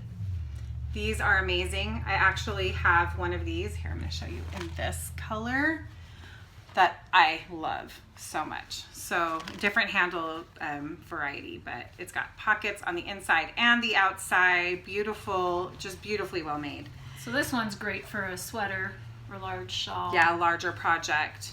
And that is going to come with May's Hogwarts Library Club set. This was the one that was the Life and Lies of Albus Dumbledore. This colorway is called Dumbledore, and this is Fox, as in Fox his Phoenix. And that set will be coming out, and I understand that there's something that you're putting with it, right? Yes, so I am making some new penny candy charms that are lemon drop candies, which is perfect. It's got to go with Albus Dumbledore, right? We have Dumbledore and the lemon drop. I mean, we get that in the very first scene with him in Harry Potter, unsticking 2 lemon drops. And that's why this yellow actually is here, because of lemon drop. Yeah. That's why I put that in. But he's a great champion for the downtrodden, so we want to include him. So those are our 2 prizes. They both include project bags and 100 grams or more of our yarns and the beautiful penny candy charms. If you are a maker and want to have another way to contribute to this really good cause, you're welcome to donate some of your items, and we can continue to do giveaways for this. But we definitely feel a great affinity towards this organization and want to support that. And we talk a lot about heroes in the organization and the things that we do. And when we teach our children, we talk about being leaders in our communities. And a lot of the times we hear all of these amazing things that people do and think, yeah, but I'm a little person. What little thing could I do? But this is the real application for that, where you get to be the real life hero to somebody by just simple things like taking the training. You don't have to do big things, but that's a simple thing. There's the story of the starfish and the boy who was on the beach picking up starfish that had been washed in by the tide. And you probably have all heard the story, but he's picking them up and throwing them back in. And another man comes walking along and says, there are millions of starfish on the beach, and they're just going to wash up again the next time that the tide comes in. So why are you bothering? And you can never make a difference. And the little boy picks up the starfish and throws it back in, and he says, I made a difference for that one. Yeah. And that's really the goal of what we're trying to do. Yeah. We can make a difference for one person. A couple of other resources, if you're interested in more about Operation Underground Railroad, there are 2 movies that are out. The most recent one is called Operation Toussaint, and it's available, I believe, I will check. I think it's on Amazon Prime. It might be on Netflix, but a simple Google, and Toussaint is Toussaint. This is one of the operations they did in Haiti. You can Google Operation Underground Railroad or search for them on YouTube and find videos about them, and there is a full-length feature movie coming out about them, starring Jim Caviezel, he's playing Tim Ballard, the founder of Operation Underground Railroad. So there's so many things that are happening with them, and this is a cause for us all to get on board with. I will put links below to some of those websites, so if you want to do the training, I'll have a link for the training down below so that you don't have to go searching for that, and that way you can find it easily. Okay. Awesome. Thanks. I know that's a heavy topic. It's a heavy topic, but it gives us power. Yeah, it does. Power it does. to do good things. So thank you if you were listening to that and made it all the way through. We appreciate just listening to it. Yeah. Okay, we have some mentions of things that people have given us or things we have purchased that we thought we would share with you, and then we have some shop news and then our end. Yep. This is kind of a longer episode, which is good, I'm sure, for a lot of you because it's been a long time. Yes, so exactly. You can break this up into sections. Why don't you talk about that one first? Because I didn't bring mine, but... Okay. Oh, we had such a sweet friend come and give us, both Emily and I, some of her own hand-dyed yarns that she had made. Yes. I kept it in this bag because it's too cute of packaging. It really is with the lace on it. I like to keep things in their packaging so that they stay pristine until I go to use them, with a really sweet note. Thank you very much. Yes. I didn't ask for permission to share her name, so yeah, I'm so not we going won't to. Share but that was really kind. So she gave us some sock weight yarn so we can knit some socks with her beautiful hand-dyed yarn. Fun. What? I just remembered a project I didn't show. Oh, okay, well, I don't think anybody's going to be sad. I won't take a long time, but I'm going to show this really quick. Okay. Because I didn't bring it last time, and I forgot, and now I have to bring it, so. And I feel so proud of myself. You should. And I haven't shown any of mine. You guys, I'm actually cross-stitching. Deborah gave me this for, was it for Christmas? Yes, for Christmas. She gave me this pattern. Look how cute that is. So it's called Country Cottage Needleworks Forest Deer. Welcome to the forest set. And this is what I've done so far. Emily, look at that. Go. I could totally do it. Now this is a big deal because of the fact that the very first time I started, I just started doing this like line that goes across here. And I did it completely like, there's like little section. Anyway, I did it completely with the wrong amounts, which now I look at it, I'm like, it wouldn't have been a big deal. But Deborah had to unpick it for me because she doesn't like finicky picky things. Well, and I just, yeah, anyway. But Deborah did. And look, I'm actually doing it. So I'm really proud of myself. Those are going to be little mushrooms, those little red and white in the middle. Emily was patient with me as I was learning to knit patterns, and she would tink back and show me how to fix my mistakes. So I still tink back when Ethan messes up or when any of my kids mess up. You do that for Ethan? Mm-hmm. He hates to tink back or to frog. I'm like, just give it to me. I can do the demo, then you can do the reconstruction. Nadia's knitting a pair of Soul Sister socks. She cast on the same day as me, so I could show her how to do the toe, how to cast on, how to do the increases, how to do all of that. And she's doing great, but anytime she messes up, she wants to fix it. She tries first, and then she gives it to me, and then I fix it.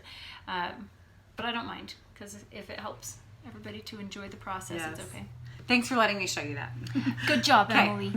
Okay, so I'm going to show you a couple of things that people had given me after I had surgery, oral surgery. I'm just going to say, for those of you with teeth, or those of you who have ever had teeth, we don't always talk about some of these things because it's not glamorous. First of all, I'm slurring my words. I'm slightly spitty because I'm still recovering from it. But I grind my teeth really bad and clench my jaw while I'm sleeping. I knew it, but I didn't know that it was so bad, like that I was doing it as much as I was, until I had done so much damage that I had to have 3 teeth extracted. I need to do implants. I may have to have more extracted, which will make me really unhappy. But it makes me really wonder why we don't talk about this more, or I'm just a baby. Because it was traumatic. It was traumatic for me. Mostly what was traumatic, I cried while they were extracting the teeth because I worked so hard to take care of my teeth, to keep them healthy, to keep them in my mouth. And here I am removing them. And it felt like it was pulling the roots out of my brain. But I started crying, and I just was telling the dentist, this is so unnatural. It's not right. Or the oral surgeon. What other kinds of surgery do we have to do where you're like, here, be awake while I remove a bone? And Come on. Like, this isn't right. So, anyways, it's just, yeah. So people were really nice and sending me lots of get well messages. And I have to say that as the primary caregiver for everyone around me, typically when it's time for me to need some care, people are nowhere to be seen. That's not the case here. I've had so many wonderful people. But Amanda from Little Bitty Delights, look what she sent me. Okay. First of all, the packaging, like in a little Tiffany blue box, is the cutest charm. I just mentioned how much I loved it. It's a banana split sundae. Oh, we can't really even see because my face. Your face, Deborah. My face. Oh, I just want you to see how cute it is. Oh, there we go. Anyways, it's the cutest thing. It's so cute that I feel like it needs to go on a necklace. It shouldn't be on my project. It needs to be solved. So it is adorable. Thank you very much. And then Marianne sent me a cute little cross stitch pattern. I love that. That is adorable. That was really, really kind. Thank you so much. And then my niece Aria sent me, so the day that I had the extractions, I came home and there was a letter from my niece who is gone on her mission for the church. And it was a letter that was completely covered in cat stickers. You guys have always had that joke feature. Because she and I are always joking about my digital cat hoarding problem. And it was just really fun. So that was really sweet. And then when I went to Fiber Arts Fair, and Tristan from Dragon Horde Yarn had brought this skein just for me because she knows how much I love her corally colorways. And this one is Rewrite the Stars. Oh, I'm going to sing it now. Love it. I know. And then you have yours? I actually didn't, but I have the same one as this one. So. Oh, it's actually this one. No, I have the other one that's like this. And then one of the knot bags from Mountain Candy. Which is lovely. And so I have one like that as well. I couldn't bring the yarn that I got from Christy from Yarn Cafe Creations because it's not actually mine. It's my daughter's, Abby's, and I would have to wrest it from her cold, lifeless hands in order to show it. I know, but she was so she nice. Gifted a beautiful skein that just reminded me of it. But to both of our daughters. To both of our girls while we were Let at them pick Great out Basin. their favorite one. And Abby is like going on and on about how she is the very best yarn dyer there ever was. And I'm like, well, thanks a lot. And Deborah's like, thanks a lot. But I love it. She was so inspired by Christy, who took time to sit there and talk to them. And she got them helping her like arrange things. They thought they were being helpful, but she was just being so sweet to them. And Abby has knit about a third of a hat with it and just loves it. And it was in her Princess Celestia from her My Little Pony collection. And Nadia was looking at one of her colorways and came back. She's like, I found the most beautiful yarn. And then she went out exploring again later and came back with it. I'm like, what? I know. And she's like, she just saw that I liked it and said I could pick one up. They're both very generous. We have kind friends. So this is a bag by Salt Lake Handmade that she gifted to me. And it is a bag that has a drawstring on it. And what she was doing, she had one that was a little bit smaller, but she had hooked this to her waistband so that she could just have her yarn right there accessible. So that's really awesome. You could hook it to a stroller or something too. Yeah. So this is actually going to be one that will be a giveaway in the future. Nice. But that was just really nice. Lovely. So those were some things. So some other things. These are things that I've actually ordered. Briefly, I showed this already, my bag from Mountain Candy. I also picked this up at Great Basin Fiber Festival. And I loved it so much. Let's see if I can reach this. That I contacted Andy and said, could you make me a purse size one? So now this is my purse right now. So I love that. It's really fun and it's got tons of pockets and is a great size. So it's really, really fun. That was one of the things I wanted to show. And then I wanted to show this, and I promise I'll give you back your charm that I have it. You'd have walked away with it, and then I would be wondering what happened. I saw Sandy by the lakeside. Sandy was showing her knitter's necklace that she got, that she bought from Bed of Roses. And it's Bed of Roses on Etsy, and she's from Norway, so the ship's from Norway. But I just clipped on Deborah's little banana split charm there, so there you go. Here, I'm going to take this off so I can show it closer. It comes on an adjustable leather cord, and it has all of these different stitch markers. You can see this little one has like little ring stitch markers. And then there's all the different progress keepers that clip on. And she personalizes it, so they're stamped with my initial, with an E. And they're beautiful with little stones and feathers and leaves and pine cones. And it's just so pretty. This is the rose gold version. And anyway, I thought it was really fun. So that was a fun one that I bought, and I've loved it. I've worn it a lot. Very fun. All right. It is time for the ND parts. The ND parts. The rear end of the podcast. That's the name of this segment from here on out. No, let's not. Let's really not. We're going to talk about our shop news, so hopefully that isn't the rear end of the podcast. Well, it's the best part sometimes. That is true. Okay. Oh, gracious. Right. Okay. We did tell you that we are going to be vending at Stitches Salt Yes. Lake in October, so come on down for some fun. Yep. I am working on, for my shop this week, I am putting together some kits that I will have in my shop. I've been doing birds of a feather shawl kits and hat kits, and so they have all sold, so I've got some more together.